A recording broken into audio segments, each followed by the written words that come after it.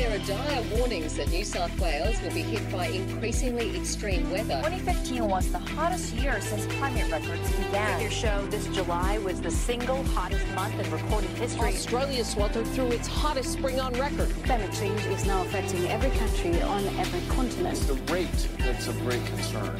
And what do you put that rate down to? Oh, it's human activity. We have everything we need. Some still doubt that we have the will to act, but I say the will to act is itself a renewable resource. Hello and welcome to this week's episode of Climactic, the flagship podcast from the Climactic Collective, the Trans-Tasman podcast network for the climate community. I'm a bit rusty at this. I've had the last 4 weeks off and it's been glorious. A little bit of housekeeping up top of this episode. Specifically, I've just moved house, so I'm doing a live stream right now for those of you listening to the podcast. Unfortunately, this episode as well is a little bit visual, although it comes across very well for audio, as it is a live science comedy debate. One of the debaters did bring along a PowerPoint. I have no idea what it looked like either, but the audio itself is still very funny. It's great to be back after 4 weeks off. I want to thank Eve Brennan for stepping in as guest publisher so much. It allowed me time to get ahead of some other work outside of Climactic, work on some projects for Climactic, to get the good news that I've got a grant to put on a podcast festival here in Auckland, Tamaki Makaurau, Aotearoa, New Zealand, early next year, which I'm really excited about, so I've started that planning and preparation, and of course to move house, which is a whole thing. I'm excited to be in this new room, though. I'm excited to hear what this sounds like. If you have any thoughts on how to control for echo, or if you're an audio engineer in the audience, drop me a line at hello@climactic.fm if you think you can give me some suggestions on how to improve my sound in this room. A little bit on this week's episode. It is indeed the latest edition of Sci Fight, science comedy debates, which normally occur in venues around Melbourne. We've been at Howler in Brunswick a few times. We've been at places like the Collide Theatre I believe that's part of RMIT. This one, though, goes fully digital, goes online, which only makes sense, and there's a very appropriate topic chosen to represent that. I figured I'd ease back into climactic publishing, especially at the moment, 20 days away from Glasgow, COP26. I know the next few weeks is going to have a lot of heavy climate news, as it should. That's the reality. I'm also spending my weekends, this weekend and next weekend, mentoring at Climate Reality, where people are going to get a grounding in the realities of the climate crisis, which is always a very sobering thing. So I thought, you know what?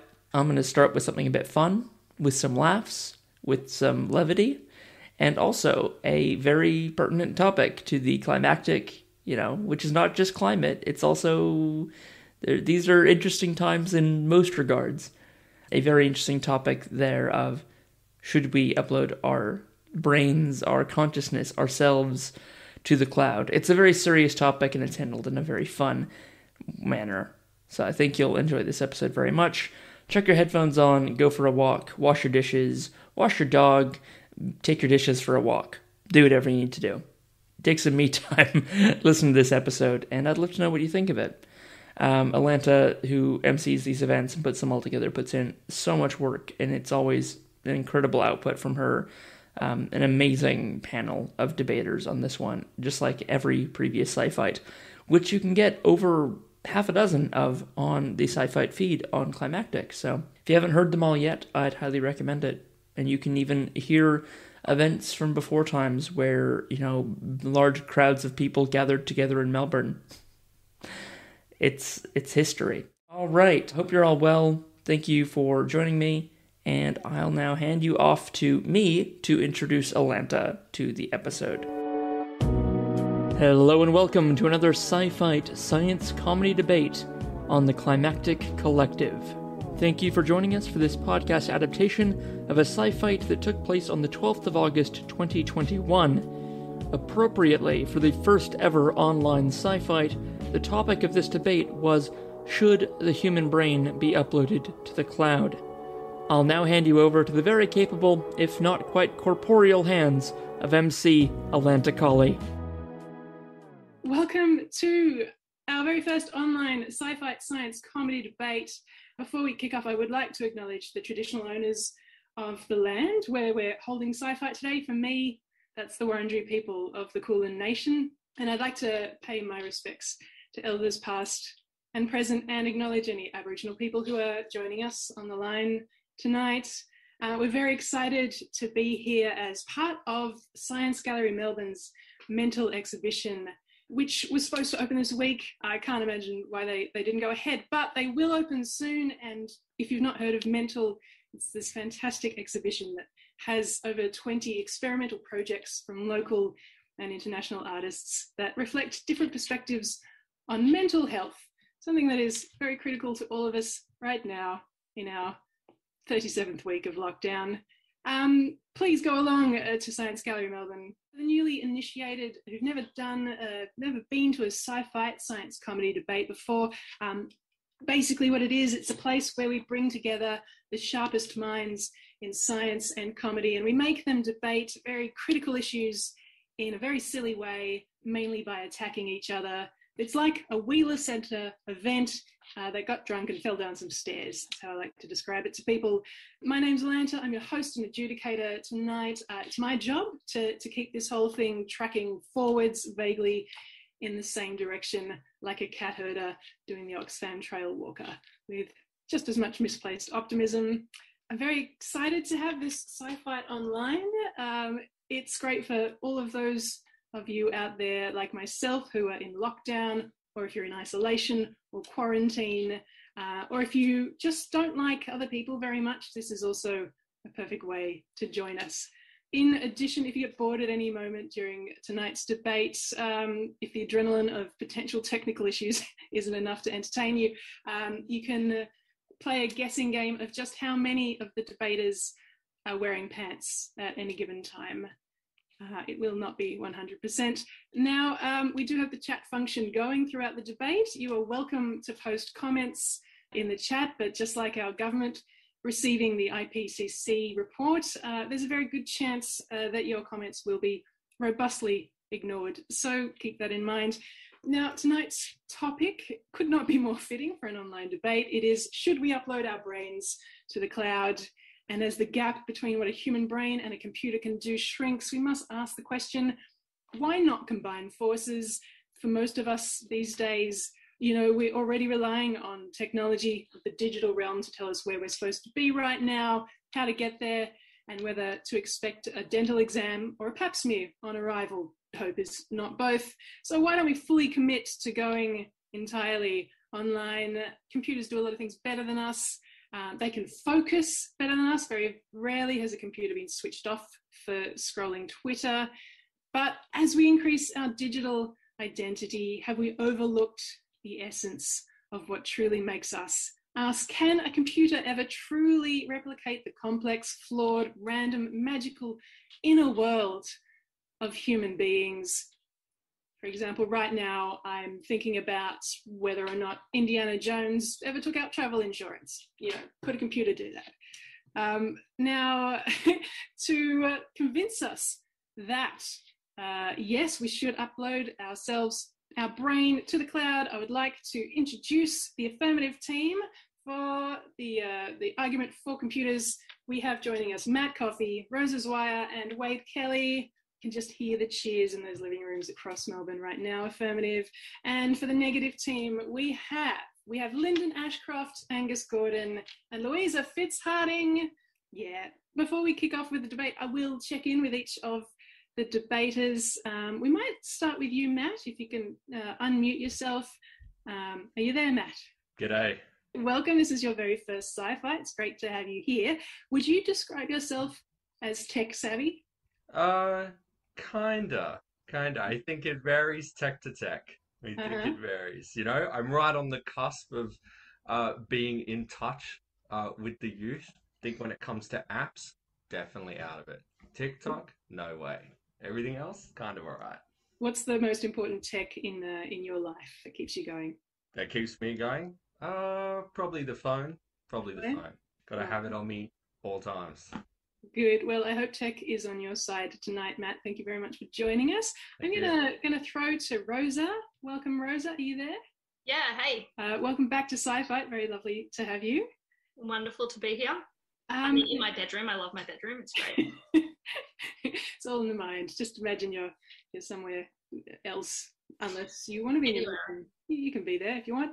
You're younger than me. I'm going to posit. What was your youngest memory of the cloud, of the internet? Can you cast your mind back? Golly. An early computing memory was like when we finally had like multiple computers in our house that could play Warcraft 2 together, like multiplayer. And I have very strong memories of that because I was pretty little, but my siblings were quite a bit older than me. And I just liked making like levels that looked really nice and not actually like winning the game. I don't remember first memories of the internet, but my dad did computer things, so he was like all over it. Oh, that's lovely. And Warcraft is that hallmark of civilization that really brought us into the world. Well, thank you for joining us, Rosa. We look forward to hearing more from you in a moment. I'm going to throw to you, Wade. Are you there, Wade? Yeah, I'm here. I'm also looking at the chat, which is absolutely hilarious and delightful. And we've already decided that Rosa's flatmates have won the debate. So we'll do this. We'll go through this process for fun. But Rosa's flatmates have already won the debate, and her older cousin has confirmed it. So it's done. This is a level of audience interaction I'm just not sure I'm on board with. 98 missed chats so far, so that's terrifying. Public is Atlanta. If all our brains were in the cloud, it would just be so noisy. So easy. So noisy. Wade, what's the technology that best enhances your life? What was the rating on this one again? No, I think probably these guys. I love my AirPods. They are just the best. If I had to give one thing up, it would be the hardest one to give up. They're amazing. I love them. They're good. Do they get swallowed by small puppies a lot? Is that what happens? I mean, yeah, but their digestive tracts are pretty quick. And so you just fish them out and clean them off. It's fine. No problem. The sound quality is... I'm hoping. We just got a puppy, so fingers crossed. Well, maybe you can report back to us with the future with that one. Thank you so much for joining us, Wade. I'm going to throw to the negative team now. Lyndon as first speaker. Hello, are you there? Yes, I'm here. How are you, Atlanta? Good to see you. Good to see you as well, Lyndon. Now, as a climate scientist, rough week for you, if not every week. But are machines better at predicting weather and climate than humans? Who wins out? Well, you need both. If you just had the machines on their own, then maybe they would. I don't think that would work so well. But actually, if you just had humans on their own, they wouldn't do that great a job either. I mean, we think we would, but we probably wouldn't. Don't tell the Bureau that I said that, but you probably need both, I think. I will not dob on you to the Bureau. Maybe if machines were in charge, we would make some more sensible decisions about manufacturing. Who knows? Thank you for joining us, Lyndon. We'll throw to Angus, second speaker for the negative. Angus, are you there? Hello. Hi, Angus. Thank you for joining us. This is your first Sci-Fi as well. It's great to have you. True. Fact. That's what we do here. We love facts. Now, as a comedian, do you find that computers help or harm comedy? Yeah, I love them. You can get memes, podcasts, videos of comedy, so much more comedy. Just all the comedy. What's the highest form of comedy that you can sort of access via a computer? I don't know, probably like a picture of an animal who's friends with a different kind of animal. It's pretty good. Pretty good. It's pretty sweet. I think you've solved the internet there. Yeah. You can't do better than two different animals who are friends. I don't know if you can post pictures in the chat. I suspect you can't. But let's just all imagine our favourite paired of animals just hanging out, having a wonderful time together. Thank you for joining us. And I'm going to throw finally to Louisa. Hello. Howdy. I wanted to ask you, Louisa, as a comedian and a grammar nerd, what are your feelings about online grammar software such as Grammarly? I feel it takes the fun away from the people like me who love being sub-editors and going through your writing and fixing it up. Why would you take that joy away from a real-life nerd who gets a huge amount of happiness from putting the apostrophes in the correct place. So yeah, down with Grammarly, but if they would like to sponsor my next show, that would be great. I'm sure they're not in the chat tonight. Thank you for joining us, Louisa. And you heard Louisa. Keep your spelling errors and your grammar mistakes in there and share your work with an out-of-work sub-editor today. That's great. Okay, before we kick off the debate, some quick rules that I wanted to share with you all. Tonight should be a civilized debate, so the debaters are requested to sling arguments, not personal attacks. Each debater has about 8 minutes. If anyone does go longer than 8 minutes, I will start playing the MIDI file of chopsticks that I created in 8th grade, and it's not good.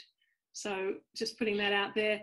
At the end of the debate, I will have a quick peek in the horrifying chat thread that's already created itself and see if there is more comments suggesting that the affirmative or the negative of one. I will vaguely use this to deduce the winner of the debate. Will not be a scientific process, I promise you that. So enough from me to introduce our first speaker for the affirmative tonight. It is Matt Coffey. He is a mediator at the Science Gallery Melbourne. He's also a science student, an all-round nerd whose cloud brain file size would be that of a high quality GIF. Please, wherever you are, make some virtual noise for Matt Coffey. Thank you so much for having me, guys. My name's Matt. I'm 24, got a bright green headset. My record for 2-minute noodles is a lightning 1 minute 48 seconds. You would not believe. I'm onto it. So the topic for this evening, should we upload our brains to the cloud? Yes, definitely. It's a no-brainer, okay? But before my big brain teammates and myself tell you why, let's get some context. So what is a cloud? In meteorology, a cloud is an aerosol consisting of minute liquid droplets, frozen crystals, and other particles suspended in the atmosphere. Lame. In computer science, the cloud is a data storage location consisting of half-finished work documents, 700 pictures of that cute animal you saw that one time, and an MP3 version of Toxic by Britney Spears, all of which are suspended in a parallel dimension. That's pretty cool. That's pretty nifty stuff. People tell me all the time to get my head out of the clouds. I reckon it's time for me to get my head in the cloud. So, what is a brain? Now, I'm a young adult male. Okay, this thing, a brain, I'd never heard of it, right? So I had to look it up. And according to, I don't know if you can see that, the Britannica of Brains that I have purchased specifically for this event, it is this, okay? It is a squishy, wrinkly mass rolling around in your head. It's grey, but also red. This was written by Dr. Seuss, I should mention. It's also responsible for remembering things, but also for forgetting them, and does what you want it to, but not always, and does most of its thinking when you're trying to sleep, because screw you, I guess. Right. That's the brain. Now, I don't want to sound too nitpicky, but that slimy sea creature rolling around in our head sounds like the weakest link, really. There's some stuff going on there. That's a problem. What's with all the ambiguity? What's with the weird priorities? Why is it that when I'm on a date, I suddenly remember that time that, or all the times that I said you to a waiter or a flight attendant when they asked me to enjoy my service, you know? Or that time that I farted in front of a girl in grade 9 and I told her it wasn't me, even though it was just us two at the bus stop. Look, Madison, if you're watching this, I'm really sorry, okay, for stanking it up at the bus stop. I was really nervous, okay? I'm really sorry if you're out there. Anyway, what was I talking about? Oh, right, brains and clouds. You see how I got sidetracked there? Maybe having my brain in the cloud could have prevented that confession of my childhood flatulence-related lack of self-esteem, okay? There's so much to be gained from having our brain in the cloud. We all like to get out and do things, right? Especially when we're able to. and just think about all the things that we miss out on in our local community because we don't hear about them. We don't know about them. And, you know, that word of mouth kind of thing that we miss out on. But if our brains were a little bit more connected, it would be easier for us to connect as people, especially in our local community. I'll give you an example, right? So I was online the other day and I found something out, and it honestly changed my life. You would not believe just how many sexy singles there are in my area. And they all want to chat to me. I never would have known unless I had gone online to this digital cyberspace. I never would have found that out. It's those kinds of really important and life-changing bits of knowledge that are made more accessible by having our brain in the cloud. Now, the opposition might say, bah, being out there in the cloud just makes things more dangerous. Meeting up with sexy singles in cyberspace, too risky. And to that I say, nay, 'tis only dangerous without the proper protection. And look, I'll be the first to admit, the last thing you want to do is to have a great night out in some data center somewhere with a cute person or a really cute Intel processor and wind up catching some malware. God forbid, a Trojan, all right? Let's not even go there.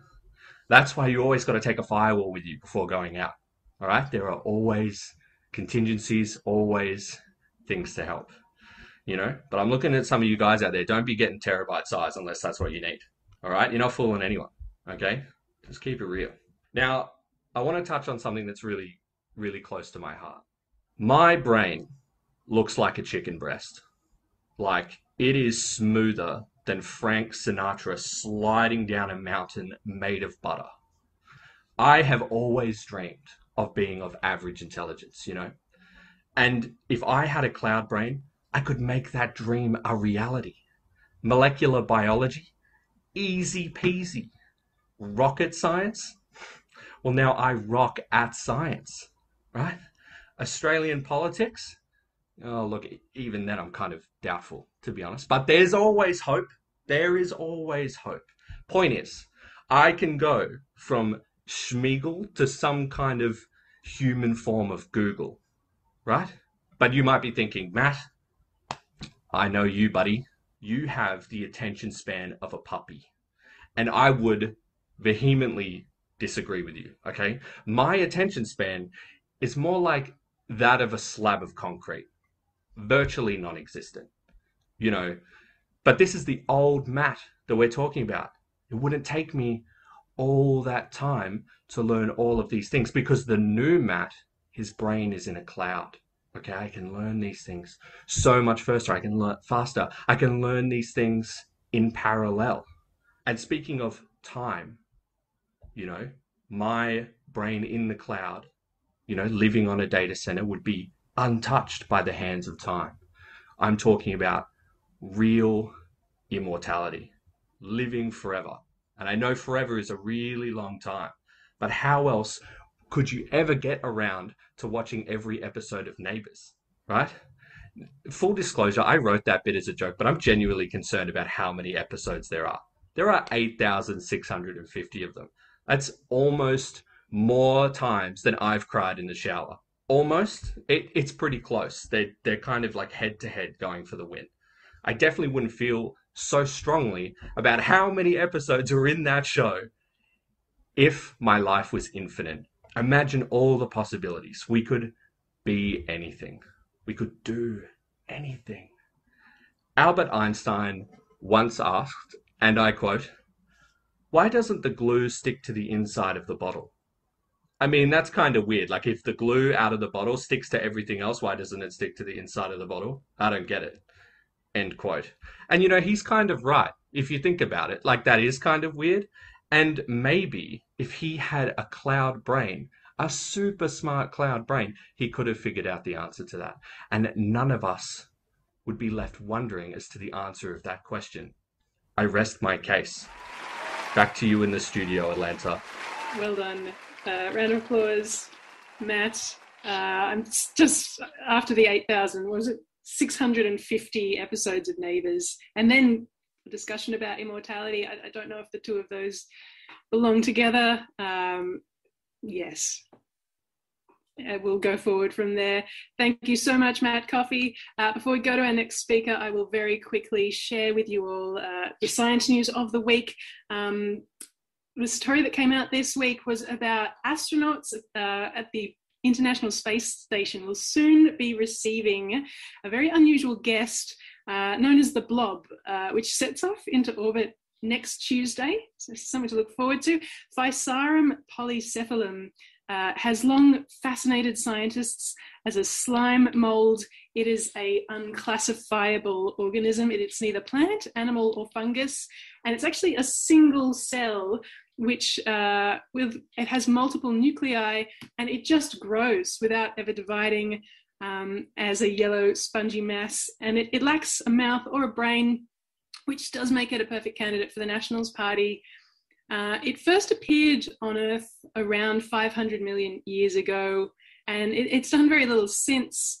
But it is curious as to why the scientists are sending the slime mold into space. When they were asked directly, they just sort of refused to make eye contact and shuffled some papers before admitting that it really just creeped them out and they didn't want it in a lab anymore. They will be sending it into space with various other unsavory items, including a box set of Woody Allen DVDs, several fax machines, and 2 billionaires. So that is the science news of the week. To our next speaker, who no one wants to send into space just yet, unless she very much wants to go. Lyndon Ashcroft is a lecturer and a science communicator at the University of Melbourne. She spends half her time teaching students about the wonders of our weather, half the time helping research students improve their communication skills so their work can change the world, and half her time doing research on Australia's climate history. We're all very glad that Lyndon does not teach maths. This is her first debate that has not been with a friend's dad at a birthday party. Please make her very welcome, Lyndon Ashcroft. Thanks, Atlanta. Thank you for having me and for providing that lovely description of my pet that just got sent up into space. Was a cat, is now a blob after just sitting on the couch for so long. Now, before I get started on what I believe is quite a convincing argument as to why we should be not uploading our brains to the cloud, I just have a couple of points of clarification there that I wanted to touch on with Matt's green-eared reading of the dictionary that we just listened to. First of all, clouds aren't lame. They're freaking amazing. Thank you. I won't hear anything negative about water droplets, ice droplets, amazing things that can be lots of different colours, lots of different shapes, and can make lots of people think that UFOs exist. So, I won't hear that. Thank you. And just because Matt's chicken brain is full of farts, it doesn't mean that yours is. And the negative team and I are here tonight because we don't want your cognition and your existence lost in the depths of some obscure Tinder. Matt talked about having access to all of the information in the world if our minds were uploaded to the cloud. But we've had that for a while, guys. And what have we done with it? I just watched that video of that kid saying fucking goat 10 times in a row. And then I just looked up how to convert ounces to milligrams. That's all I do. That's all I do with the internet all the time. So we've had this and we don't use it like that. So I'd like to talk about something different. But first of all, I have to admit that I don't know anything about the brain. Not only did I stop studying biology and psychology in year 9, but I am an overworked parent of a teething 1-year-old who you will almost definitely hear crying in the next room. My poor brain, if she did function, she does not function anymore. Certainly not in lockdown number 6, which in our house is being brought to us by 5 packets of Tim Tams a week. And not even the good ones, like the crappy raspberry ones that I bought by mistake because they were on special. But what I lack in knowledge about brains, I make up for in my knowledge about clouds. And just like their virtual counterpart, these seemingly innocuous and omnipresent creatures are really, actually, whatever Matt has to tell you in his fake dictionary, they're actually dangerous powerhouses. Did you know that an average cumulus cloud, that's your white fluffy one like the one behind me, has as much water vapor in it? The weight of the water vapor is about the same as 80 elephants. Imagine that just dropping on your head.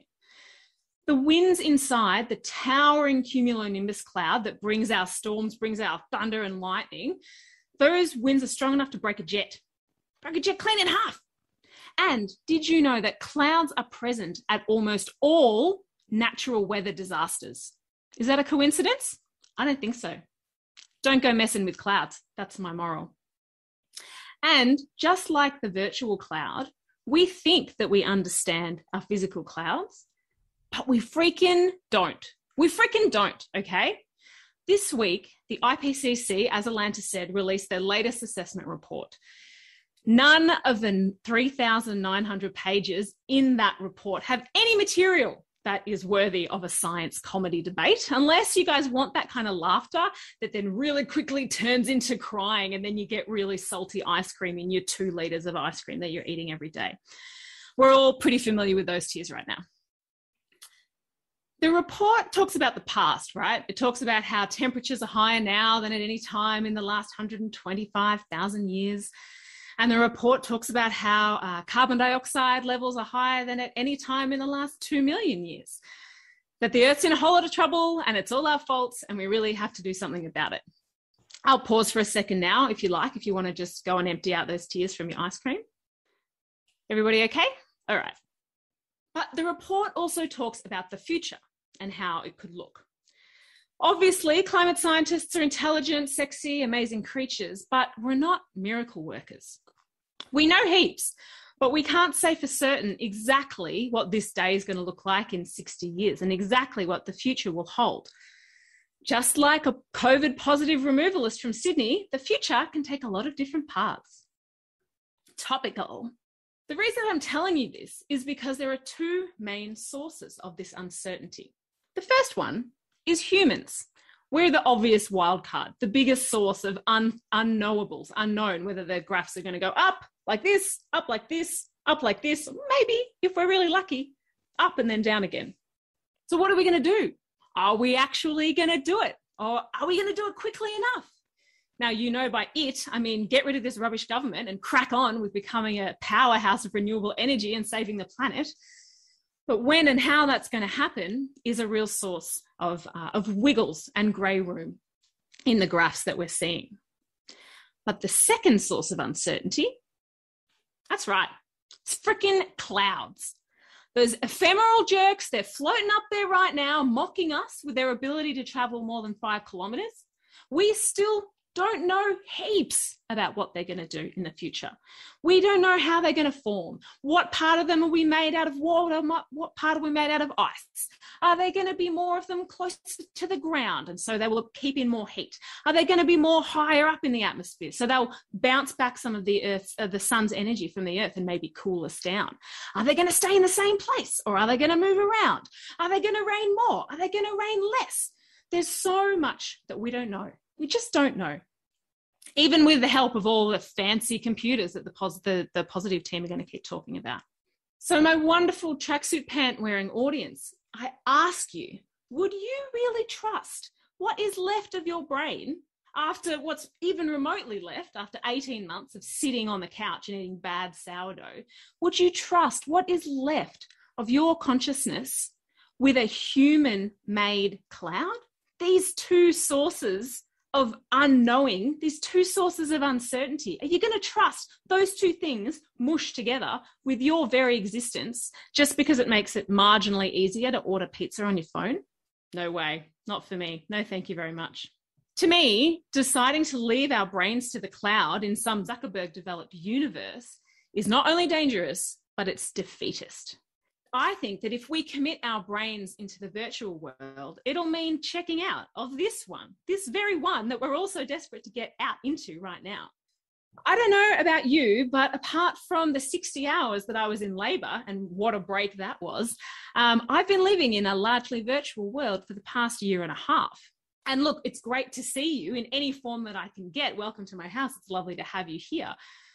My brain feels as if I've just created about 50 different Horcruxes. It has been so splintered and frayed and fractured, and my soul and sanity has been sheared from my body thanks to all the Zooming and Teaming and Googling and Slacking.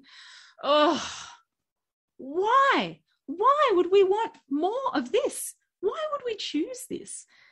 Wouldn't you rather choose to be in a real world Wouldn't you rather choose to have less screen time and more green time? Wouldn't you rather embrace the beautiful world that already exists rather than live in some augmented version where the Tim Tams are probably all raspberry flavored, or you can't even taste the Tim Tams at all? Why would you want to be there? Why would you want to be there? Uploading our minds to the cloud, in my mind, means giving up on the physical world we have, the one physical world that we've got. Uploading our brains to a fallible, unreliable human-made cloud was going to give us a sense that we're safe, no matter what happens to the planet, and that we don't need to rush into action. And I think we all know that nothing could be further from the truth. Now, I'm not saying that my opponents are in favour of climate change, but I'm not saying they're not in favour of climate change. So if you care about your planet, vote for us.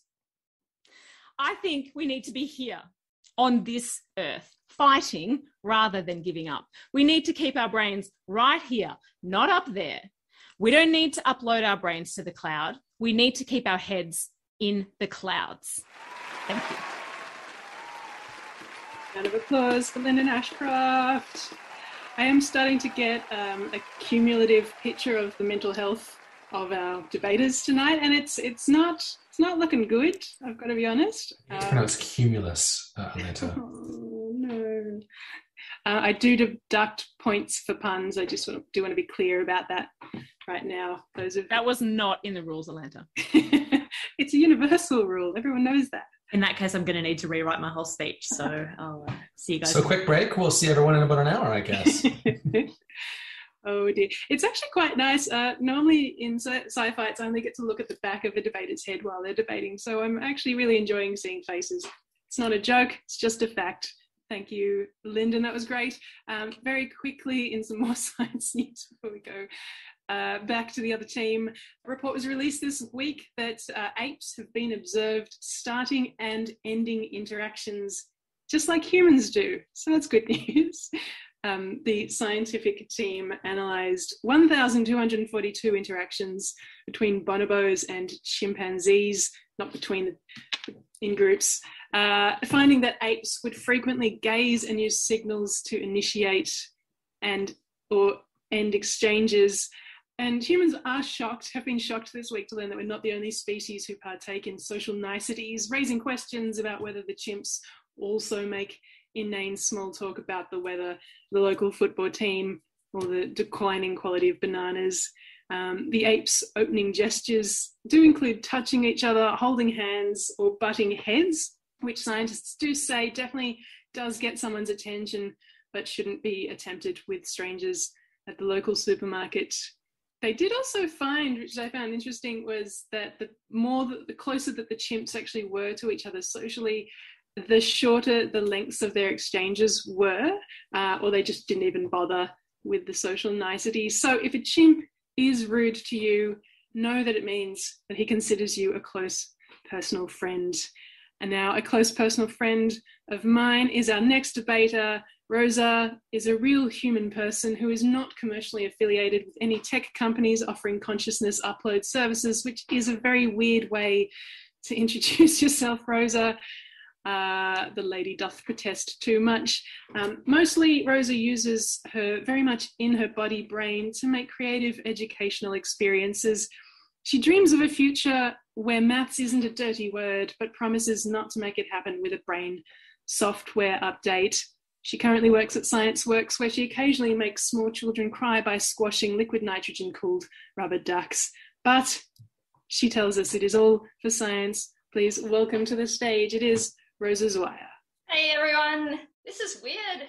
How weird is this? I'm not getting anything from the audience. Luckily I planned for this, and what I've got is a video of an audience laughing hysterically that's just playing on my screen the whole time. So I think you guys think I'm hilarious and I'm doing a really good job nailing it. I can see you guys loved that one. I also might have my housemates listening in another room. Give me a yell if you're listening, housemates. They're not listening. Can't hear anything. It's fine. It's fine. I don't need any encouragement. Thank you all to Matt for opening us up, to Lyndon for your amazing words just there. I just wanted to point out that in Lyndon's speech, she actually just mentioned that her brain is actually not functioning very well at the moment. So I'm just not sure if that's like the best way to encourage people to agree with your perspective. If your brain's not functioning that well, my brain is functioning great. So just for some audience confidence, going well. I also have moderate knowledge of brains and clouds. So I think I'm well placed to kind of fill in a bit of that knowledge there.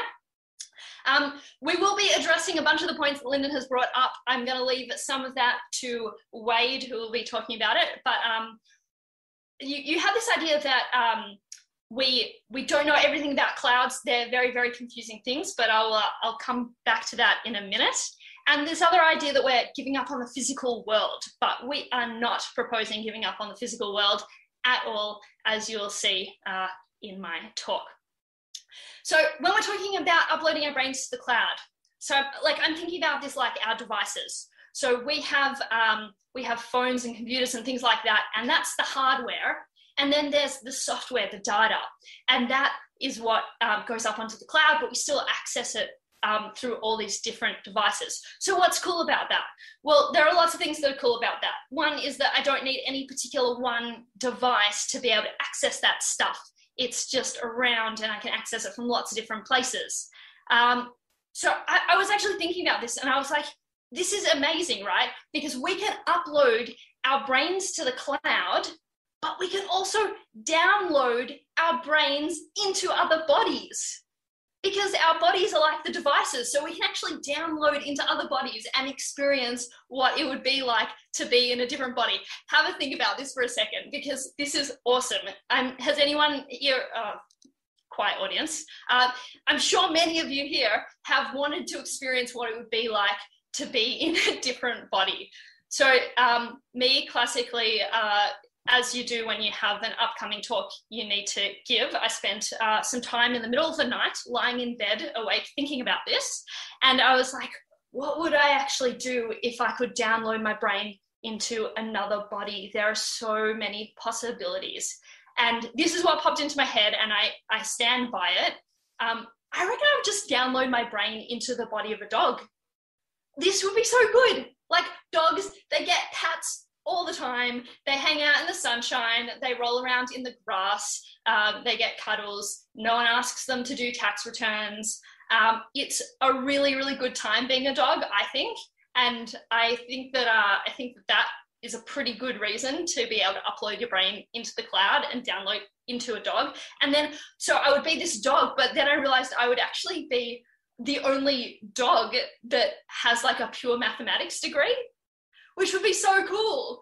Imagine being a dog that could also do maths. And then what I'd do is I'd get like an Instagram account and people would follow it. First of all, because people follow Instagram accounts of dogs because they're really cute. But imagine if there was this dog that could do like pure maths, I would get such a big following and I would be able to like secretly and insidiously educate people in maths and why it's cool and interesting through the body of a dog. Then I'd be able to make maths really cool and the whole world would just be better because maths would be cool and popular and everyone would love it because of my dog maths Instagram account. This led me down a bit of a Googling rabbit hole because I started Googling dogs that do math and ended up watching a BBC documentary about this dog that does maths with primary school kids, actually quite good at arithmetic. I was very impressed. The next video that came up on YouTube was, is Maggie the math dog a fraud? And quite frankly, I didn't want to know the answer, so I didn't watch that video. But downloading into other bodies, this means that we can basically teleport. So we can travel around the world, the physical world, without having to fly anywhere, because we can download into a body on the other side of the world, which would be absolutely awesome. We could have this like big game of musical brains, you know, where we like swap bodies, maybe not with like one body being removed and a person being stuck up there in the cloud, like in musical chairs. Although maybe, I mean, according to Wade, maybe that will be a great idea. I don't know. Is anyone here a fan of COVID? Have we got any fans of COVID in the audience? Just give me a yell. No, seems pretty quiet. Well, we could do a lot to get rid of COVID if we could do this thing, because we could visit family and friends without having to move. So lockdown would be much, much easier. We could stop our bodies from physically intermingling and just get rid of this virus once and for all. Linton, you know what else we could do?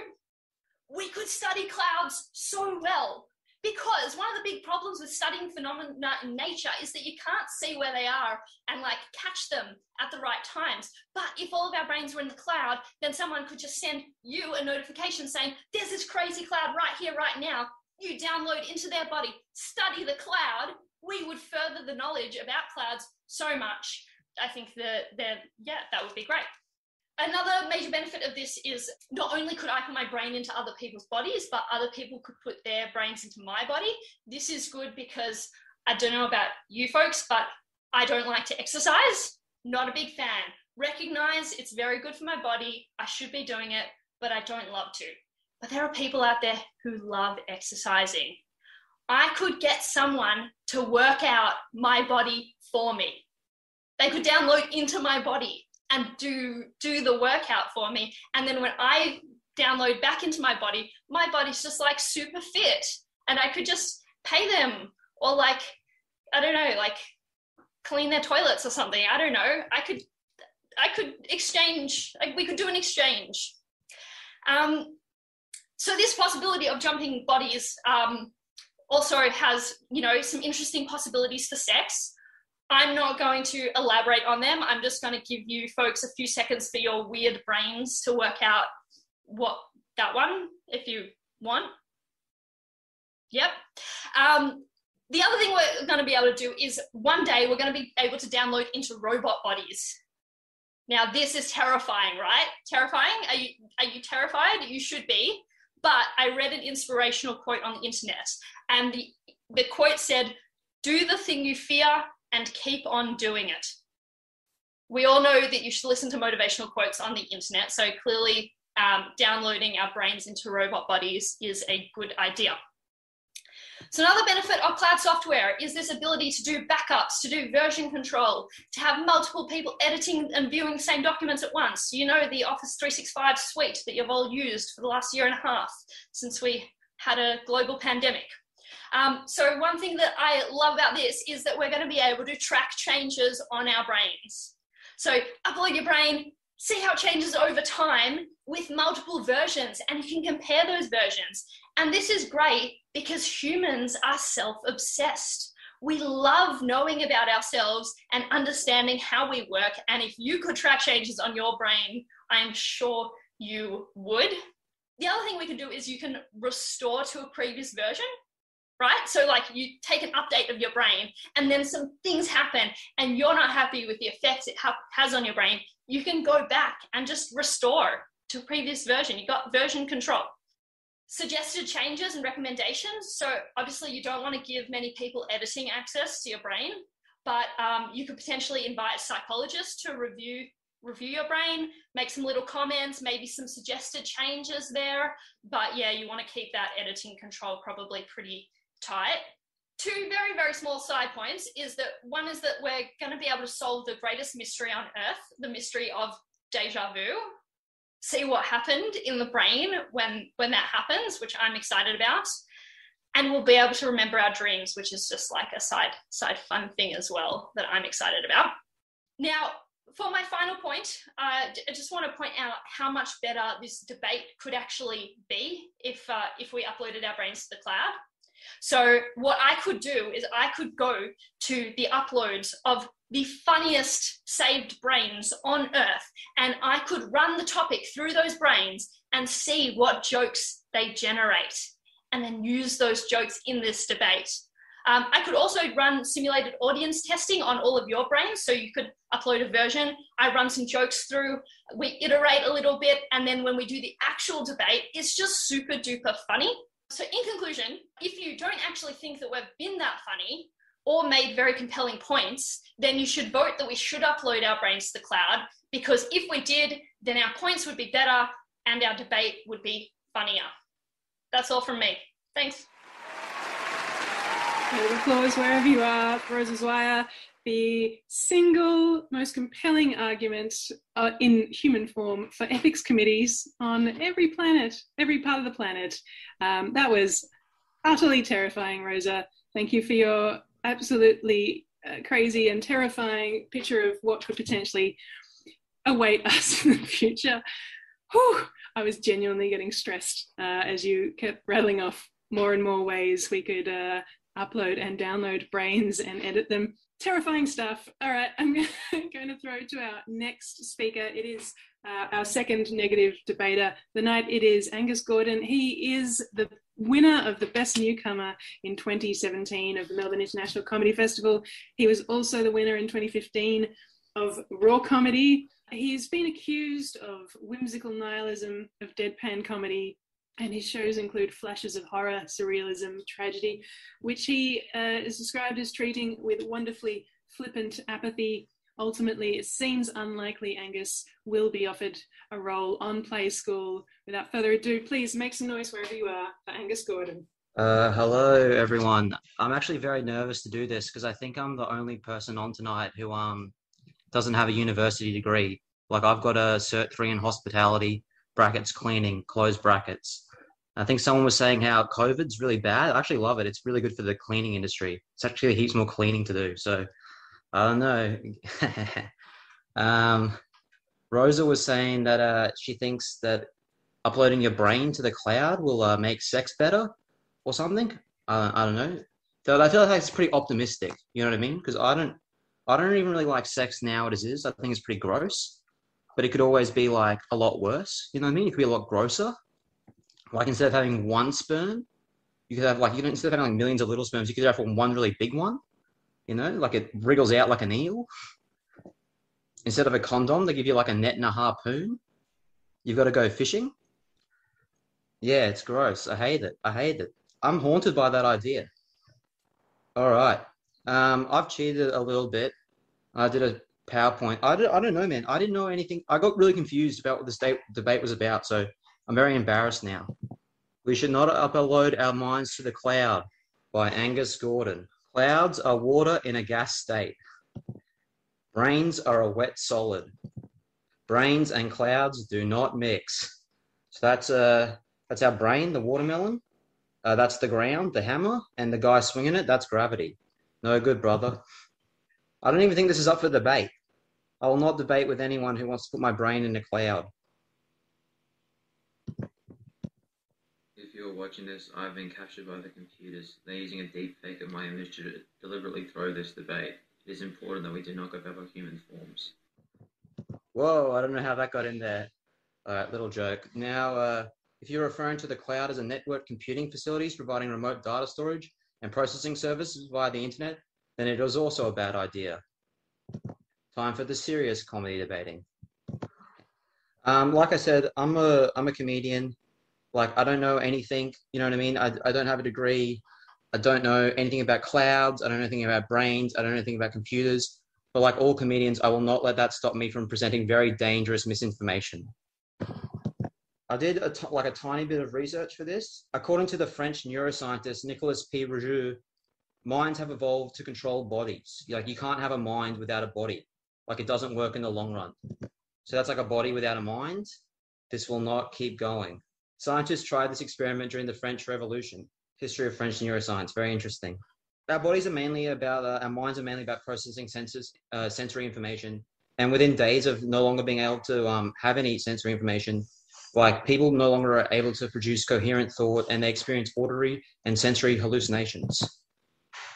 That's Joe Rogan in the tank, the isolation tank. That's how you get the podcast. That's the good stuff. We need to have our minds connected to the outside world, but no man is an island. An island is land surrounded by water. This is a man surrounded by water, still not an island.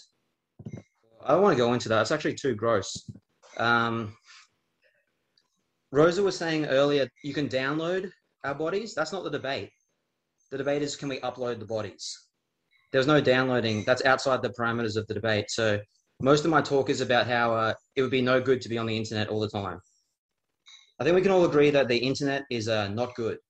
It is gross. It is yuck. It's spread like Trump, anti-vaxxers, far-right conspiracies. Lockdowns that we're all in at the moment are being extended now because people are being dickheads on the internet. We're all on the internet constantly now, and because it's bad, we want to get outside, and people spread misinformation on the internet that leads people to having to spend longer inside on the internet. I'm not saying that the internet is the real virus, that's COVID-19, but the internet is not good. If we were uploaded to the internet, cyberbullying would get a lot worse. I think that's self-explanatory. You know, in the past, you could get off the internet.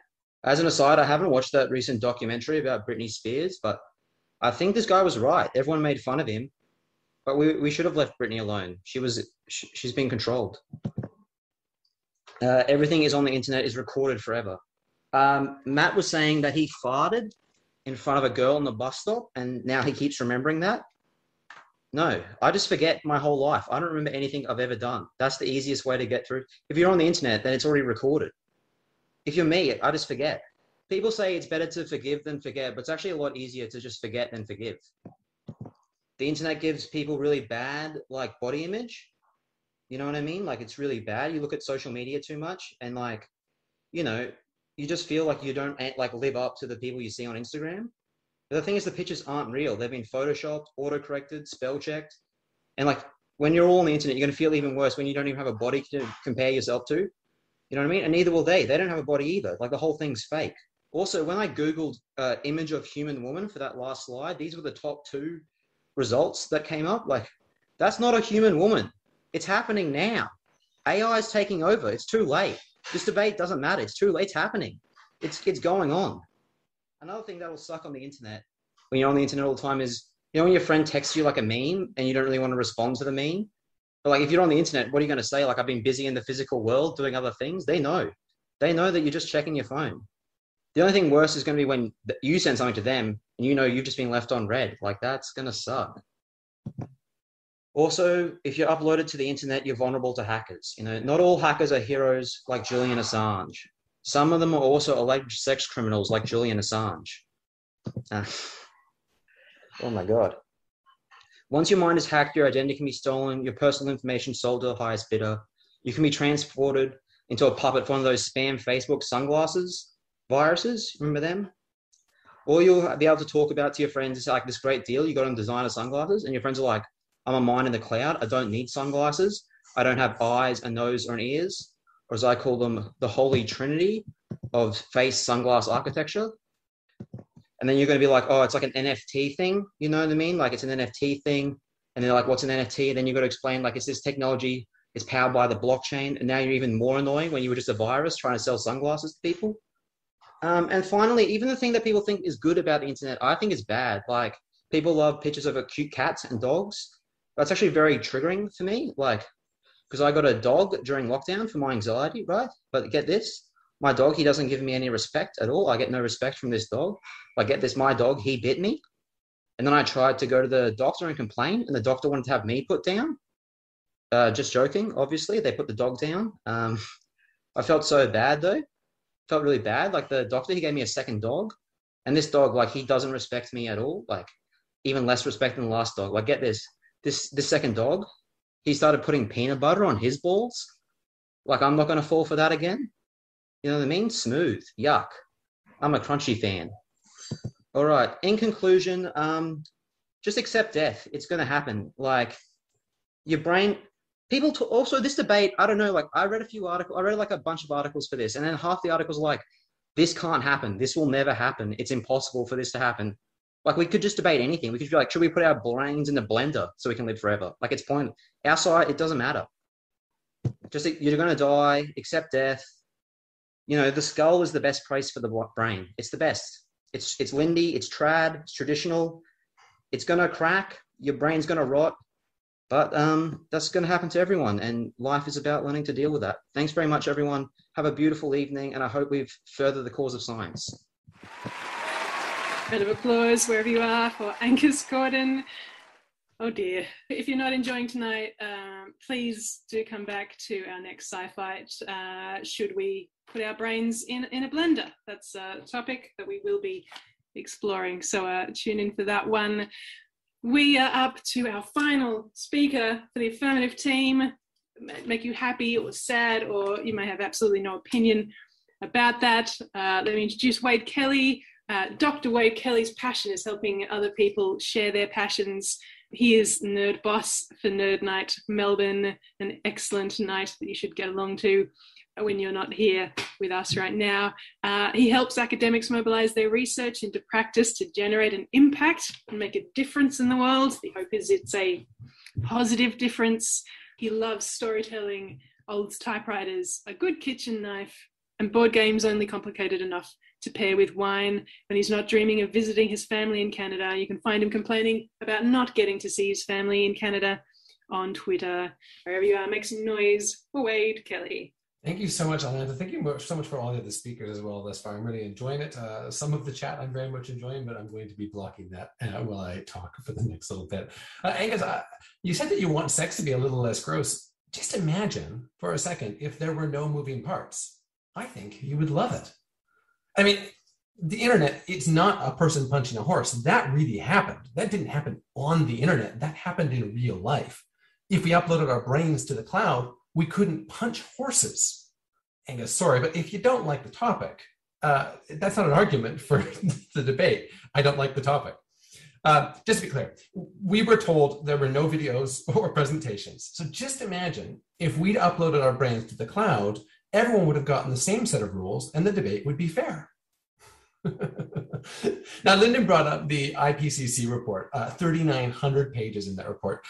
She said that there was nothing in it worthy of a comedy debate. Well, as Charlie Chaplin probably didn't say, we most laugh in the face of our helplessness against the force of nature or go insane. So if we can't laugh about climate change, at least at some level, we've already lost. And the affirmative team is not interested in losing. Atlanta describes Rose's talk as utterly terrifying. Well, strap in.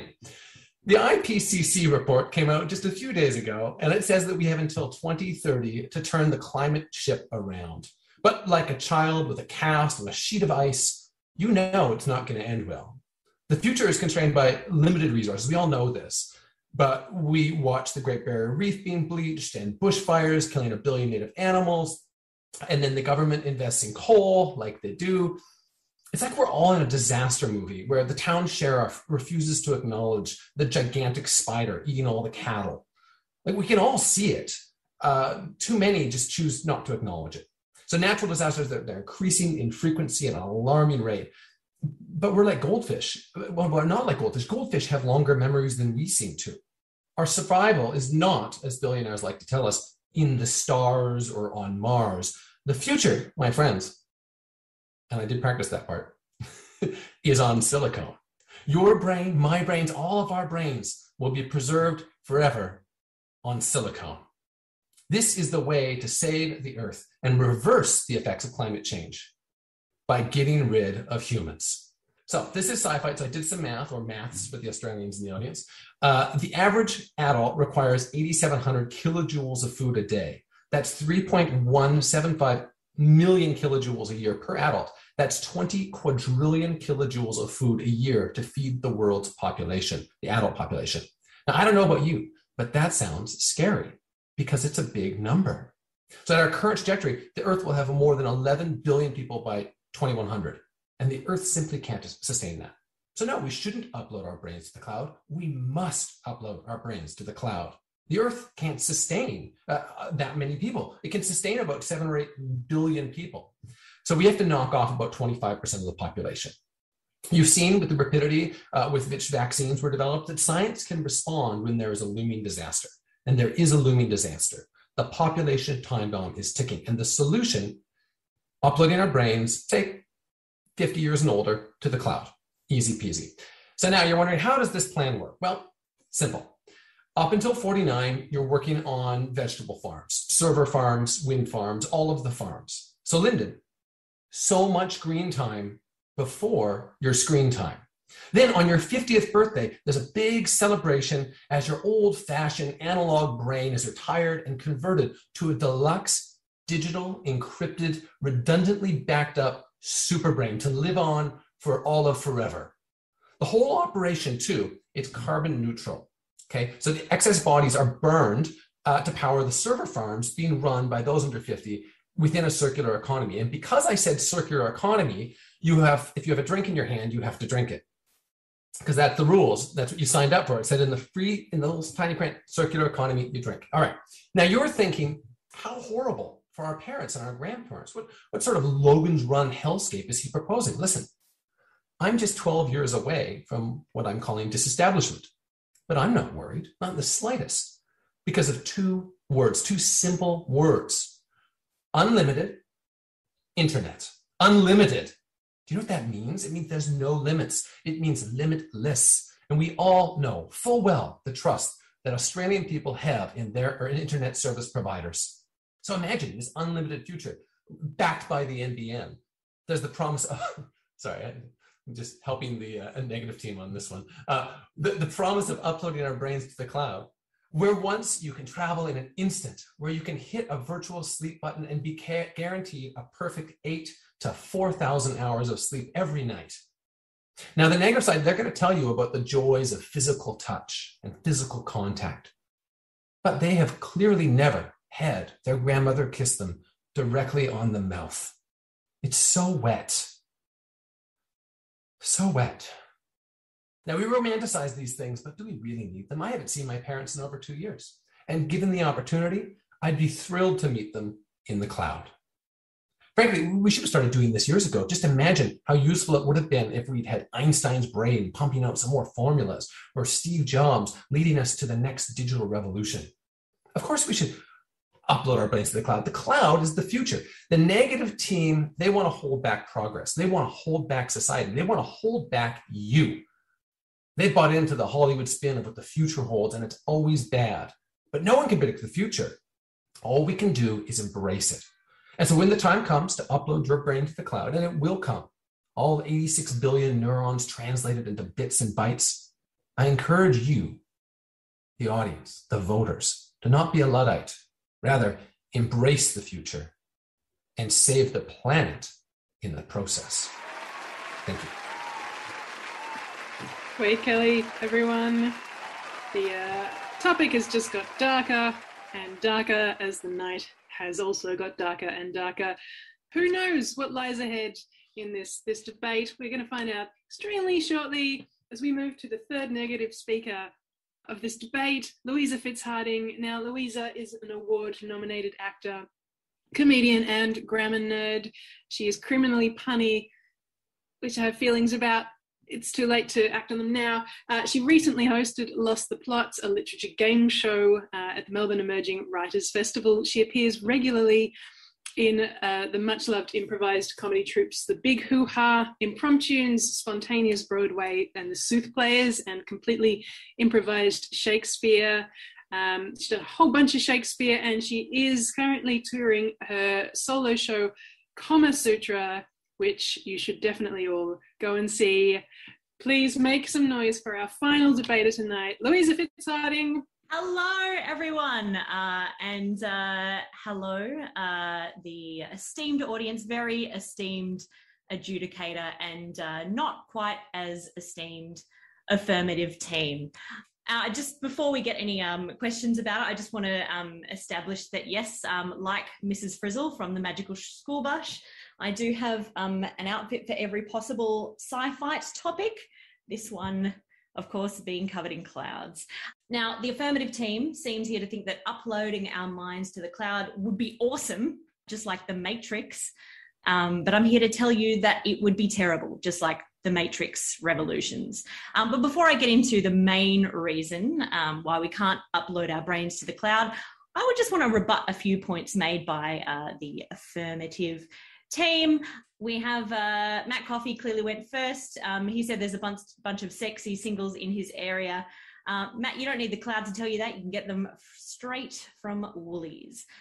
We also had Rosa, who wants us to download our brains into other bodies. Rosa Zwaya, more like Rosa's, why are you making these terrible arguments about a terrifying vision of the future?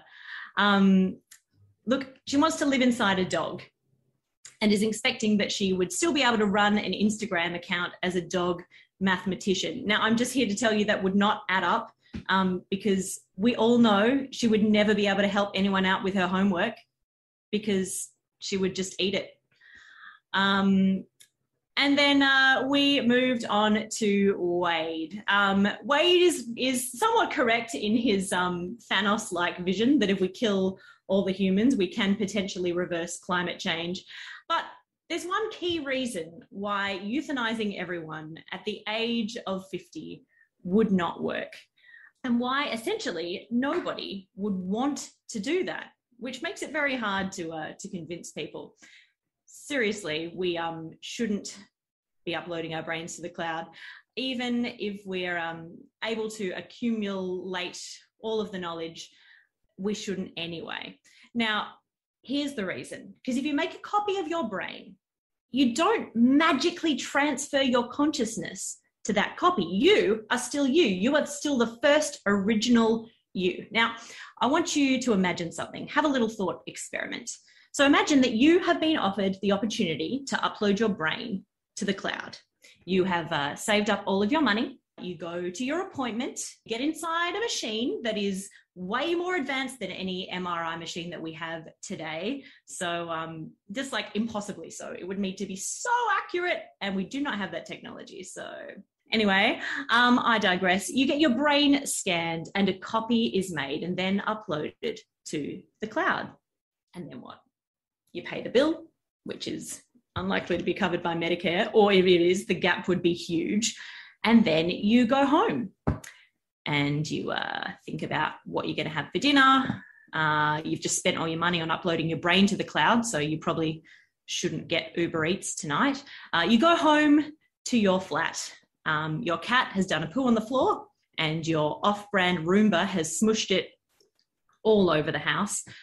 Your partner calls. They've decided that they need some space and they're going to go on an overseas trip without you. You remind them that they're still not allowed to travel because, yes, even in this far-flung future scenario, Melbourne is still in fucking lockdown. They tell you that they don't care and that they're going to go anyway. That's right. Your partner has become a dirty anti-masker. And then when you sit down with your pasta that you've overcooked because you were stressed about your partner joining the alt-right, you discover that you can't access Elonflix, which is, of course, the future version of Netflix, because your payment method was declined, because you spent all your money uploading your consciousness to the cloud.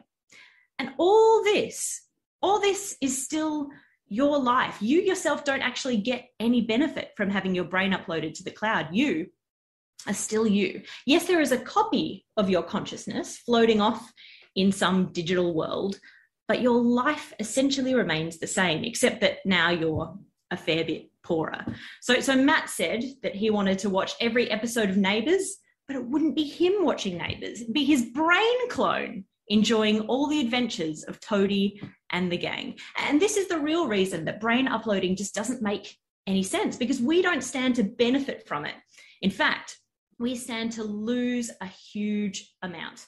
Now, I want you to have a think about your job, your unique skills and abilities that you yourself have built up over your lifetime. Maybe you have really, built a niche as Australia's favourite grammar comedian, for instance. That's just a kind of random hypothetical one that I picked out of nowhere. Now, imagine that there's another person who's just walloped into existence who has your exact skill set and experience, but because their digital brain can process things faster than you, they're better. They're funnier. They write shows in the blink of an eye and don't even have to take breaks because their fallible body gets a sore tummy if they consume too much dairy. They perform these shows online because everything's online now anyway. And you are relegated to being Australia's second favourite grammar comedian, which just sounds horrible. And think of the jealousy as well. Like, what if your brain clone cured cancer? And then for the rest of your life, you have to know that you could have cured cancer if you'd been less lazy.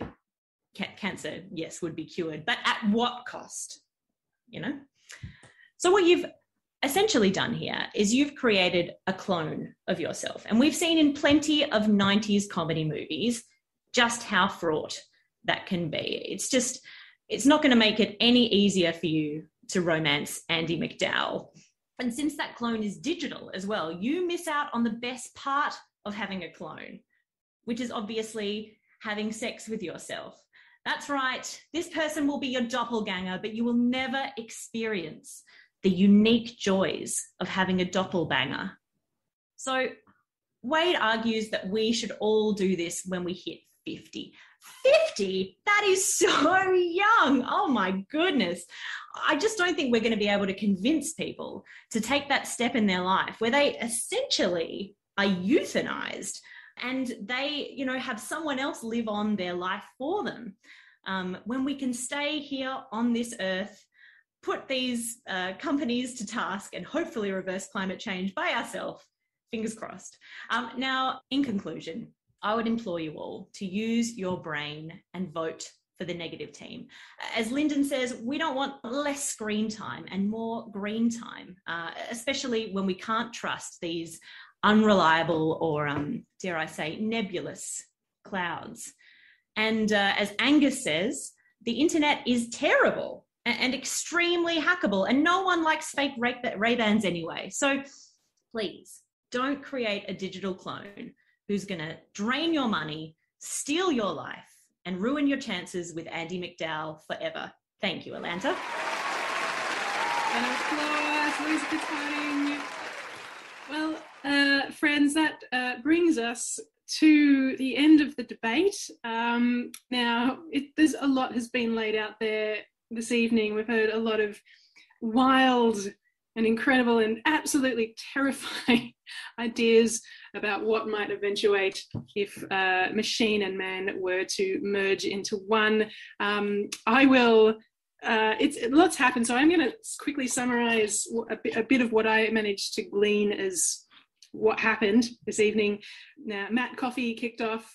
He used his own lackluster performance as evidence that he would be better as part of a computer, which was a unique approach to winning a debate. And he dropped some horrifying details about the sheer quantity of neighbours that exists in the world. Matt was followed by Lyndon, who gave us a very healthy fear of real clouds, which we will carry with us every time we're outside from this moment on. And she has comprehensively convinced me never to have a baby. Rosa should never be given funds to do anything scientific because it is truly terrifying what she is capable of cooking up with a very short period of time and zero ethics approval. Angus ruined sex for everybody and also dogs. So that was his contribution.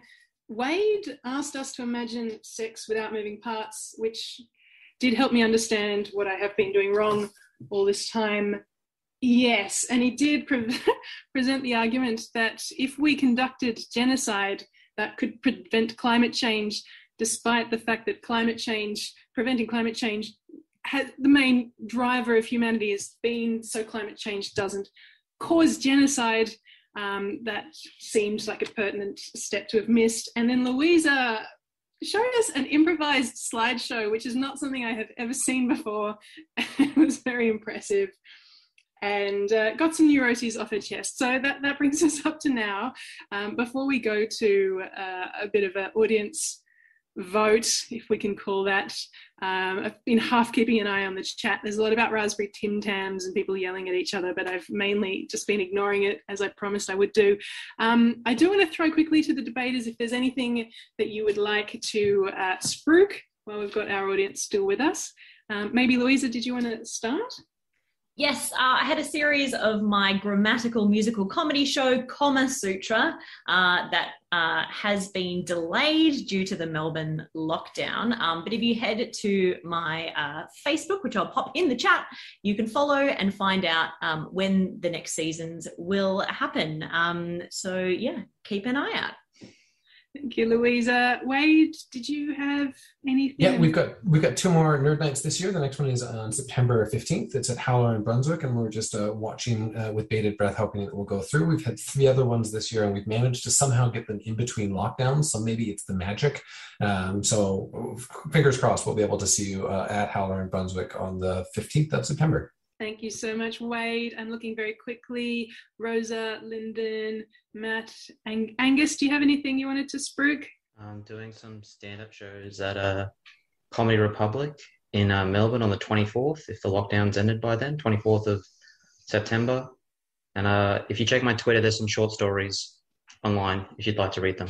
Thanks. Thank you, Angus. Matt, you've got something? Yeah, we saw a bit of a teaser at the start for Science Gallery Melbourne's mental exhibition. Fingers crossed, we're opening soon. Please come and check it out. Keep your eyes peeled on our website. I work on the gallery floor. Come in, say hello. We have some great exhibits, some super cool things to explore. Thank you so much, Matt. Yeah, Rosa, what have you got? I just wanted to resolve a question that was asked in the chat, and it was, what is the name of this one over here? That's Paul. Paul works with us at Science Works, and when I came to work from home, Paul came to work from home with me. So he's been doing some hard days around the kitchen table working from Science Works. It's National Science Week, so there are like lots and lots of science events happening from this weekend to the next weekend, and Museums Victoria is putting on a couple of science events that are online and very interesting. So if you're interested, there are some on climate stuff, which is very topical right now and clearly at the forefront of our minds. So if you're interested, check out the Museums Victoria website, and ScienceWorks has lots of good stuff too.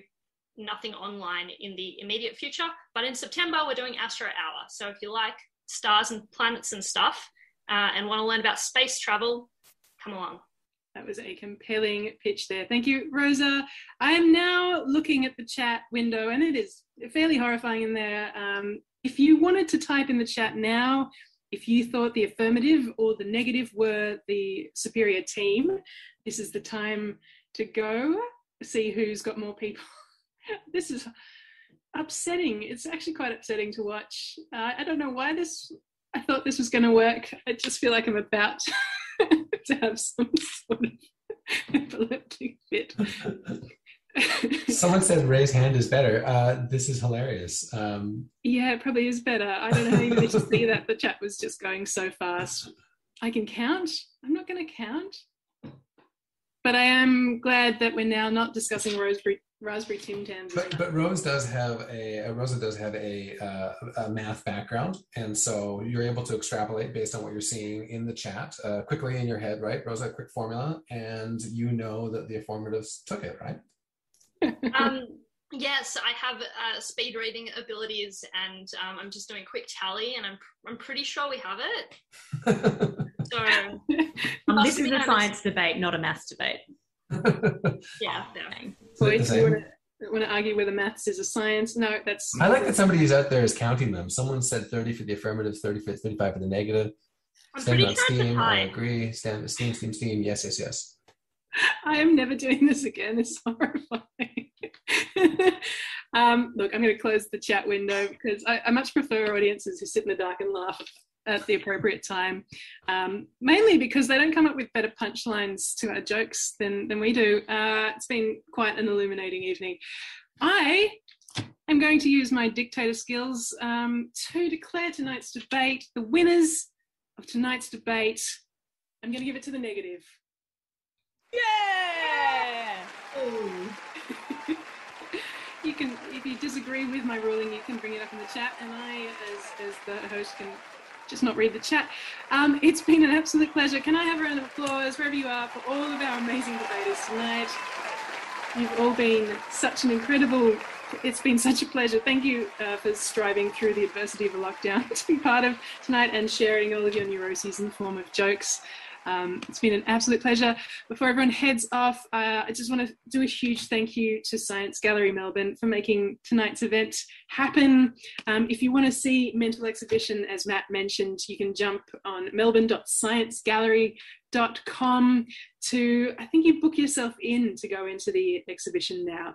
I've had a sneak preview of some of the exhibitions and they're really, really, really, really, really awesome. Far less terrifying than anything that Rosa or Wade came up with. So please check it out.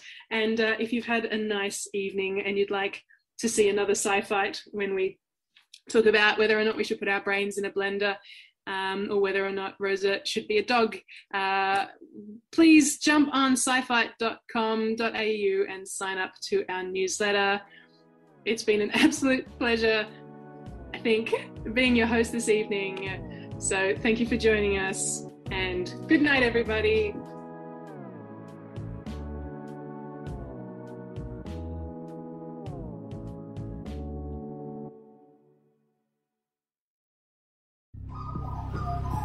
The Climactic Collective.